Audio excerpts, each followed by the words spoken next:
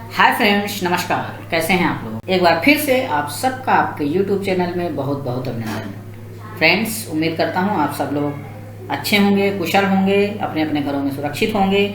और आज का ये जो वीडियो है, बेसिकली हम बात करने वाले हैं BAG प्रोग्राम के बारे में। और जैसा कि आपको पता ही है, ऑनलाइन रजिस्ट्रेशन फॉर्म भरे जा रहे हैं BAG सेकेंड ईयर के लिए। तो जो बहुत सारे हमारे बच्चे हैं, स्पेशली जो जुलाई 2019 में जिन्होंने एडमिशन लिया था, उन्हें अब सेकेंड ईयर के लिए भी फॉर्म भरना है। तो आज की वीडियो के माध्यम से हम डिटेल में बात करेंगे कि जब आप BAG सेकेंड ईयर का फॉर्म भरेंगे तो किस तरह से आपको कोर्सों का चयन करना है, क्या क्या आपके पास ऑप्शंस होते हैं, उनमें से क्या कोर्स आप ले सकते हैं। इसके पहले हमने BCom सेकेंड ईयर के लिए क्या कोर्स लेने हैं इसके बारे में बताया था, कैसे आप कोर्स का चयन करेंगे, how to choose your courses in BCom second year. तो उम्मीद करता हूँ आपने वो वीडियो देखा होगा, नहीं देखा है तो उसको भी देखिएगा, उसका लिंक मैं डिस्क्रिप्शन बॉक्स में दे रहा हूँ। और इसके बाद फिर हम BSc सेकेंड ईयर कोर्सेज के बारे में भी बात करेंगे, किस तरह से कोर्सेज का सिलेक्शन करना होता है BSc प्रोग्राम में। आप लोग निरंतर वीडियोस देख रहे हैं, कमेंट भी कर रहे हैं, उस सब के लिए हम आपके आभारी हैं। वीडियो अच्छा लगे तो आप लाइक करिएगा, शेयर करिएगा, और अगर अभी तक आपने चैनल को सब्सक्राइब नहीं किया है तो सब्सक्राइब कर सकते हैं इग्नू से संबंधित जेन्युइन इन्फॉर्मेशन पाने के लिए। तो आपके सामने ये प्रोस्पेक्टस का पेज खुला हुआ है, जिसमें बताया गया है कि BAG प्रोग्राम में द्वितीय वर्ष में क्या क्या कोर्सेस आपको लेने होते हैं। और यही चीज़ यहाँ पे दूसरी फाइल में भी है, जो थोड़ा ज़्यादा अच्छे से यहाँ पे चीज़ें क्लियर हो रही हैं। तो जब आप फर्स्ट ईयर में दाखिला ले रहे थे BAG प्रोग्राम में, तो टोटल आपको 8 कोर्सेज पढ़ने पड़े थे। आप अपना रजिस्ट्रेशन देखेंगे तो वहाँ पे 8 कोर्सेज आपको दिखते हैं, ठीक है। तो इसी तरह से द्वितीय वर्ष में आपको 8 ही पेपर पढ़ने को मिलेंगे। प्रथम वर्ष में 2 सेमेस्टर थे आपके, प्रथम और द्वितीय, और उन दोनों को मिला के प्रथम वर्ष बना था। उसी तरह से द्वितीय वर्ष में भी 2 सेमेस्टर हैं आपके, तृतीय और चतुर्थ सेमेस्टर 3 और 4, और दोनों को मिला करके सेकंड ईयर बना हुआ है। हालांकि यहाँ पे सेमेस्टर सिस्टम का कोई बहुत ज़्यादा प्रभाव नहीं पड़ता। जो आपका एग्जाम होता है वो ईयरली होता है, रजिस्ट्रेशन भी ईयरली होता है। बस कहने के लिए सेमेस्टर सिस्टम है। फिलहाल आने वाले समय में हो सकता है सेमेस्टर सिस्टम हो जाए, पर अभी चीज़ें ईयरली मोड में चल रही हैं। एडमिशन ईयरली है, रजिस्ट्रेशन ईयरली है, एग्जाम भी आपके ईयरली हो रहे हैं। तो चलिए, कंफ्यूज मत होइएगा सेमेस्टर सिस्टम और ईयरली सिस्टम में। तो जिस तरह से आपने फर्स्ट ईयर में 8 पेपर लिए थे प्रथम और द्वितीय सेमेस्टर में, उसी तरह से तृतीय और चतुर्थ सेमेस्टर दोनों को मिलाकर के 8 पेपर फिर से आपको पढ़ने हैं, ठीक है। तो जब आप कोर्सेज का चयन करते हैं तो सबसे पहले हम चलते हैं थर्ड सेमेस्टर में क्या क्या कोर्सेज आपको पढ़ने को मिलेंगे, उसके बारे में बात कर लेते हैं। तो यहाँ पे आपको स्किल इन्हांसमेंट कैटेगरी के अंतर्गत एक कोर्स लेना है इन 4 में से। अब जब आप ऑनलाइन फॉर्म भरेंगे तो हो सकता है 4th सेमेस्टर वाले पेपर आपको पहले दिखाए, 3rd के बाद में दिखाए, तो आप इसमें कंफ्यूज ना हो। इसमें से केवल आपको एक ही लेना है। कौन कौन से पेपर हैं? BANS 183, BPCS 185, BEGS 183, BSDS 183। ये कौन से पेपर होते हैं, ये इनका डिटेल यहाँ पे दिया हुआ है। पहला वाला एंथ्रोपोलॉजी का है, कोर्स डिटेल अवेटेड, अभी इसका आया नहीं है टाइटल। साइकोलॉजी का है दूसरा वाला, इसमें है डेवलपिंग इमोशनल कॉम्पिटेंस। और नेक्स्ट है इंग्लिश का, राइटिंग एंड स्टडी स्किल्स। और उसके बाद हिंदी का है अनुवाद, सिद्धांत और प्राविधिक। मतलब ये 4 एक तरह से आपके पास सब्जेक्ट हैं, इनमें से कोई एक आपको लेना है इस एक्टिविटी के अंतर्गत, स्किल इन्हांसमेंट कोर्स के अंतर्गत, ठीक है। तो आप अपने इंटरेस्ट के हिसाब से इसमें ले सकते हैं। ज़्यादातर बच्चे क्या लेते हैं मैं आपको बता देता हूँ, इंग्लिश और हिंदी, ये वाले पेपर ज़्यादा लोग लेते हैं। और जिन्होंने कोर कोर्स के रूप में साइकोलॉजी या एंथ्रोपोलॉजी ले रखा है, वो लोग ये वाले पेपर लेते हैं, क्योंकि उनको आसानी हो जाती है। ऑलरेडी उन्होंने कोर कोर्स के अंतर्गत ये चीज़ें पढ़ रखी हैं, तो ये पेपर उनके लिए आसान हो जाता है, ठीक है। फिर यहाँ पे लैंग्वेज की तरफ चलते हैं। तो इस 2 लैंग्वेज यहाँ पे रहती हैं, उनमें से कोई एक चूज करना होता है। एक BSDLA 137 है और एक BEGLA 137, ठीक है। तो हिंदी और इंग्लिश के ये पेपर होते हैं। ज़्यादातर जो हिंदी मीडियम वाले बच्चे हैं हिंदी वाला पेपर लेते हैं, इंग्लिश मीडियम वाले इंग्लिश वाला पेपर लेते हैं। तो इनके टाइटल मैं आपको बता देता हूँ। BSDLA ये जो हिंदी वाला पेपर है, इसका टाइटल है हिंदी भाषा संप्रेषण कौशल। और जो इंग्लिश वाला पेपर है BEGLA 137 लैंग्वेज थ्रू लिटरेचर, ठीक है।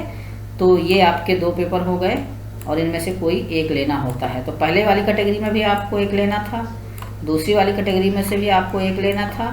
अब जो तीसरी कैटेगरी है, ये बेसिकली कोर कोर्स की है, जो ऑलरेडी आपने फर्स्ट ईयर में ले रखा है। तो उन्हीं कोर कोर्सेस में से आपको आगे के फिर से 2 कोर्स आ जाएंगे। वो आपको कुछ करना नहीं है, ऑटोमेटिक सॉफ्टवेयर ले लेता है। तो एक बार मैं फिर से समझा दूँ। अगर आपने सपोज फर्स्ट ईयर में मान लीजिए आपने हिस्ट्री ले रखा है, तो इसमें हिस्ट्री का कोर्स है ये BHIC, तो ये आपको BHIC 133 मिल जाएगा, ठीक है। और हिस्ट्री के साथ आपने अगर पब्लिक एडमिनिस्ट्रेशन ले रखा है तो ये वाला मिल जाएगा। यानी 2 कोर कोर्स जो आपने फर्स्ट ईयर में ले रखे हैं उनके आगे कोर्स ऑटोमेटिक सॉफ्टवेयर ले लेगा। यहाँ पे आपको कुछ करना नहीं पड़ेगा। आपको कहाँ करना है, यहाँ पे 2 में से 1 चूज करना है, यहाँ 4 में से 1 चूज करना है। ठीक है, तो एक एक आपने यहाँ से ले लिया और 2 आपके ये वाले कोर्स आ जाएंगे। टोटल कितने हो गए, 1 1 2, यानी 4 पेपर आपके ये हो गए 3rd सेमेस्टर से। ठीक है, टोटल पेपर कितने होंगे सेकंड ईयर में, 8 होंगे। तो 4 आपने ले लिए, 4 और पेपर आपको लेना है नेक्स्ट सेमेस्टर से। बाकी यहाँ पे टाइटल दिए हुए हैं, जो कोर कोर्सेस हैं उनके टाइटल्स यहाँ पे दिए हुए हैं, आप देख लीजिएगा। जो आपका कोर कोर्स है उसके टाइटल यहाँ दिए हुए हैं। अब आगे बढ़ते हैं, आगे बात करते हैं 4th सेमेस्टर में कौन कौन से पेपर आपको पढ़ने को मिलेंगे। तो basically 4th semester 3rd semester से बहुत ज़्यादा मतलब नहीं है, सीधा ये सेकंड ईयर का पेपर है। तो अब यहाँ भी उसी तरह से आपको देखना है जैसे आपने अभी 3rd सेमेस्टर में देखा। यहाँ भी आपको कैटेगरी दी हुई है स्किल इन्हांसमेंट के अंतर्गत। यहाँ पे इन पेपर्स में से आपको केवल एक ही चूज करना है।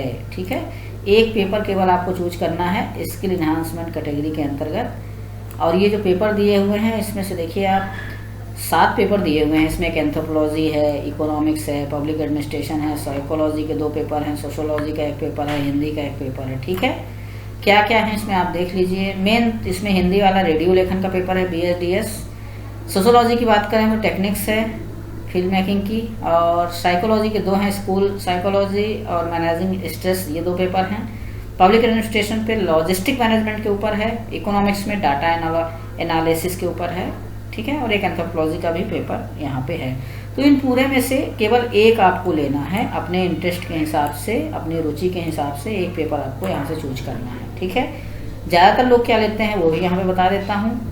इसमें ट्रेंड ऐसा है कि जो लोग कोर कोर्सेज में जो कोर्स ले रखे हैं वो उसी से संबंधित यहाँ पे लेते हैं। कहने का मतलब जैसे मान लीजिए किसी ने सोशोलॉजी ले रखा है तो उसके लिए ये वाला आसान होता है, BSOS ये सोशोलॉजी का पेपर है। ठीक है, इसी तरह से किसी ने अगर पब्लिक एडमिनिस्ट्रेशन ले रखा है तो इसके लिए BPAS आसान होता है, ऑलरेडी उसने वो चीज़ें पढ़ रखी हैं। इकोनॉमिक्स वाले के लिए ये BECS आसान होता है, एंथ्रोपोलॉजी वाले के लिए ये आसान होता है। ठीक है, साइकोलॉजी किसी ने अगर ले रखा है कोर कोर्स के रूप में तो उसके लिए ये 2 पेपर में से कोई एक ले सकता है, आसान होता है। और जो लोग इनमें से कोई भी पेपर नहीं ले रखे हैं तो वो लास्ट वाले ले लेते हैं हिंदी वाला, उनके लिए हिंदी सबसे आसान होता है रेडियो लेखन के ऊपर। ठीक है, फिर नेक्स्ट कैटेगरी है लैंग्वेज की।